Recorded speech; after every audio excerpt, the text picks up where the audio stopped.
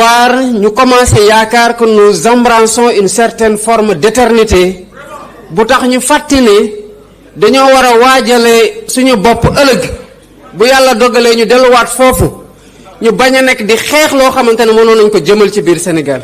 Il faut être sincère dans l'engagement.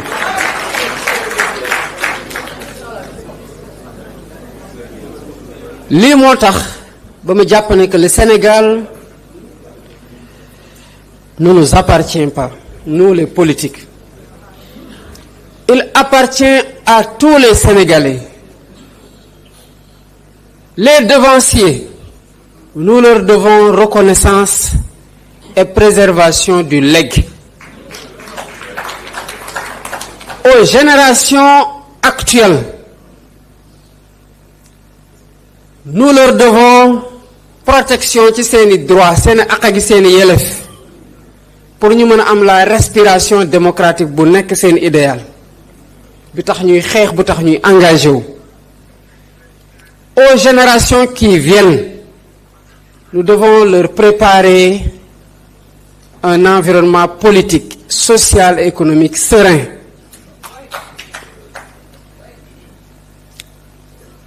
lii nag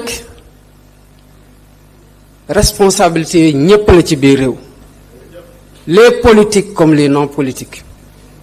lii moo tax lépp lu ñuy def ñu ciy jiital le dialogue. Je crois à la vertu du dialogue.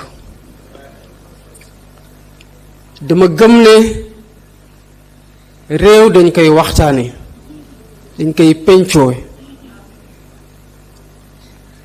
En 2016, j'ai fait mon premier débat politique dans le cadre de la réforme du Code des mines. ma ñibbi, le directeur général des mines et de la géologie de l'époque, Ousmane Cissé, par le biais du présentateur de l'émission Pape Alé Niang, saisir Pastef pour ne ñun nañu dugal nos observations et notre contribution ci réforme Code des mines. ñu def ko mbay point yu important yoo xam ne ci suñu xalaat googu la duggee ci Code des mines. te pourtant ñu ngi woon dans l'opposition, mais le Code des mines c'est le Code des mines du Sénégal. bu nekkoon ne dañuy jàppoon rek ci opposition bi lañ nekk ba ñoo laaj suñu xalaat, kon tomb yooyu du tukkee ci ñun ba dugg ci Code des mines du Sénégal. kon xalaat gu rafet gi buñ jàpp ne pouvoir rek ko am, buñ jàpp ne opposition kese ko am, mën na tukkee sax ci ñoo xam ne politique uñu te ñoo ëpp ci biir Sénégal te ñu bari xam-xam bëgg Sénégal lool, ñu ngi fa taxawoo réew mi taxawaay gu mucc ayib. Nous avons dialogué, nous allons continuer à dialoguer avec tous les acteurs. La coalition, li ma leen santoon ci terme de référence yi, c'est qu'elle doit être ouverte, elle doit être efficiente, elle doit être opérationnelle et pleinement au service de la vulgarisation de l'action du gouvernement.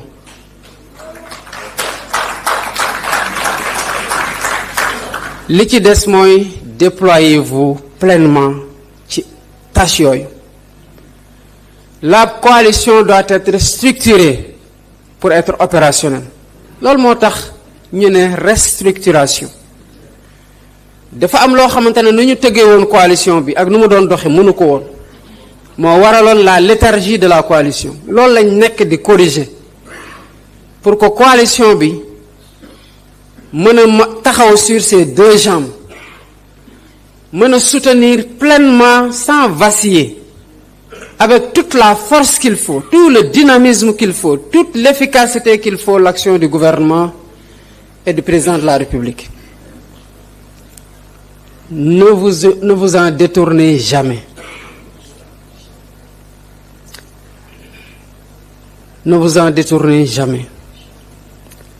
La coalition doit être présente partout. C'est une coalition au pouvoir.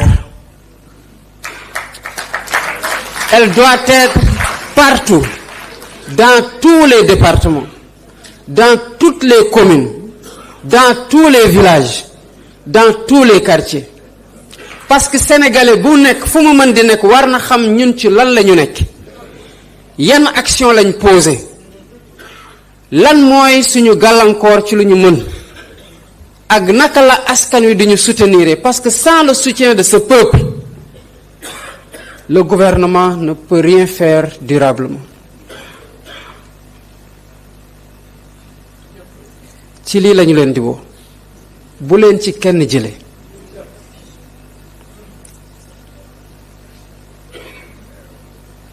Kon ce moment pour man c'est un moment particulièrement important, parce que am na li ma jotoon dégg waaye duma ci ñëw, parce que c'est pas le plus important. Le plus important mooy ce que nous sommes en train de faire aujourd'hui et vers quoi nous nous projetons. lu nekk dafa am appam, app gu ñu toll mooy app liggéey, app nekk à l'écoute des préoccupations des Sénégalais, app mobiliser suñu énergie yépp collectivement pour porter cette aspiration légitime du peuple sénégalais. Loolu mooy l'essentiel. D'autres choses sont importantes. Elles sont en train d'être déroulées, mais encore une fois de plus, dans la sérénité. Parce que la gouvernance que nous portons est une gouvernance de sérénité. Rien, absolument rien, ne peut nous ébranler.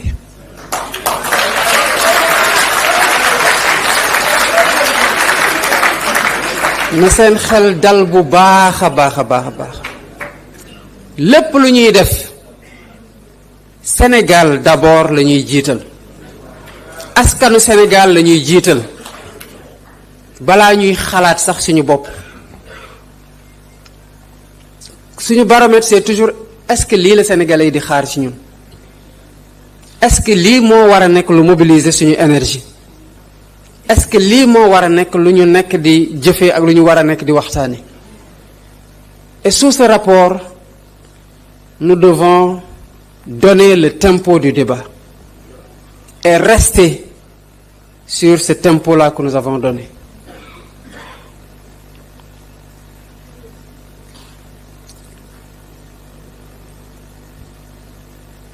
Au-delà de la réaffirmation de ces principes directeurs, de ces orientations que je donne ici aujourd'hui, ce moment était pour moi un moment de reconnaissance. Reconnaissance envers yéen ñëpp ci li ngeen def. boobu gisaguma leen, boobu maa ngi kaso. ci li ngeen def bi ñu génnee ànd xeex, ci li ngeen def bi ñu yàlla mayee nguur. mu am ñiñ ci nommé ñu ngi liggéey di accompagner l'action de l'État, am ñuñ ci nanguwul, ñuñ ci nommeegul ñu ngi muñ ànd ceeg sérénité te di continuer loyal et fidèle aux idéaux de cette coalition et de notre projet. kon reconnaissance boobu mënuñu ci ñàkk a wéy. Je veux être le gardien de ces valeurs.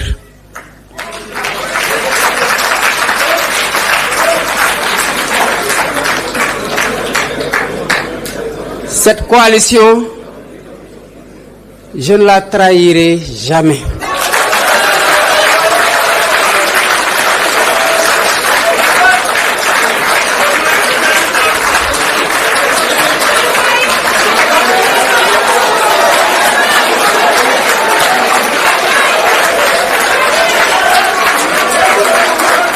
Merci beaucoup.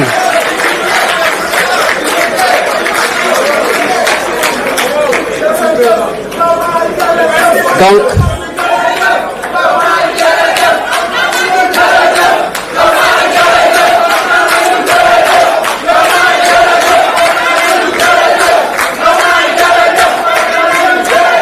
Merci beaucoup. Je voudrais terminer par wax leen ñi nga xamante ne j'ai eu l'occasion